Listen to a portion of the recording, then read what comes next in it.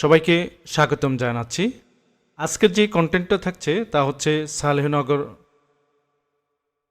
জামে মসজিদ বা হাজী বাবা সালেহ মাজার, হাজী বাবা সালেহ মসজিদ নামেও পরিচিত এই জায়গাটা, যা বাংলাদেশ প্রত্নতাত্ত্বিক অধিদপ্তরের তালিকাভুক্ত স্থাপনা রয়েছে ঐতিহ্যবাহী স্থাপনাগুলোর মধ্যে এটাও একটি। আপনারা দেখছেন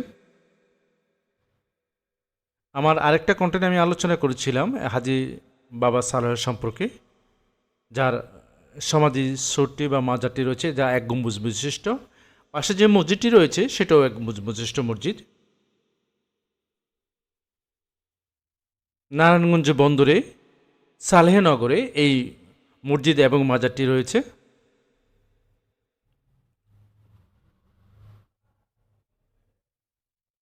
এই অনেক শীতলক্ষা নদীর ঘেঁষায় এই মসজিদটি এবং এই মাজারটি, এটা আপনার মাজারের অংশ দেখছেন আপনারা। হাজী বাবা সালেহ মসজিদের গায়ে প্রাপ্ত শিলালিপি থেকেই জানা যায় 1504 খ্রিস্টাব্দে সুলতান আলাউদ্দিন হোসেন শাহের আমলে হাজী বাবা সালেহ নামক একজন আমির নির্মাণ করেছিলেন এই মসজিদটি।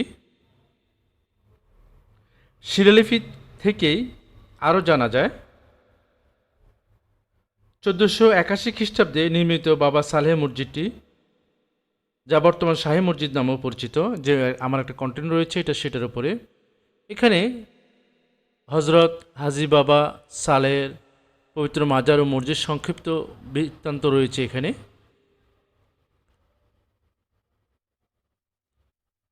আপনারা দেখছেন এখানে বিস্তারিত বর্ণনা দেওয়া রয়েছে তার সম্পর্কে।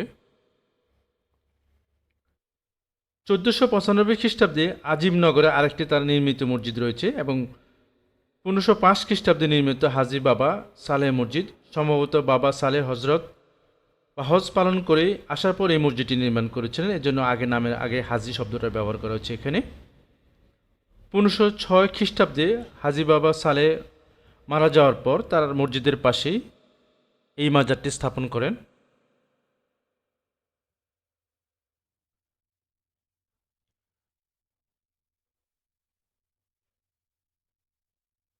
এ হচ্ছে মাজার, মাজারের অংশ আপনারা দেখছেন। এটা হচ্ছে মাজারের ভিতরের অংশ।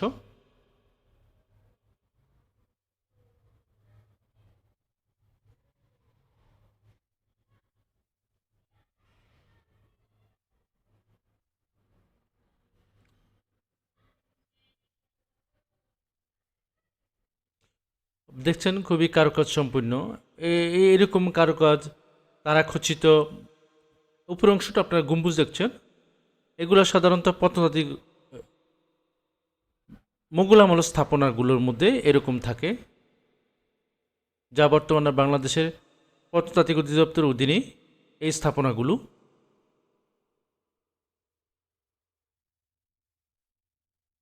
এ হচ্ছে মাজারের ভিতরের অংশ।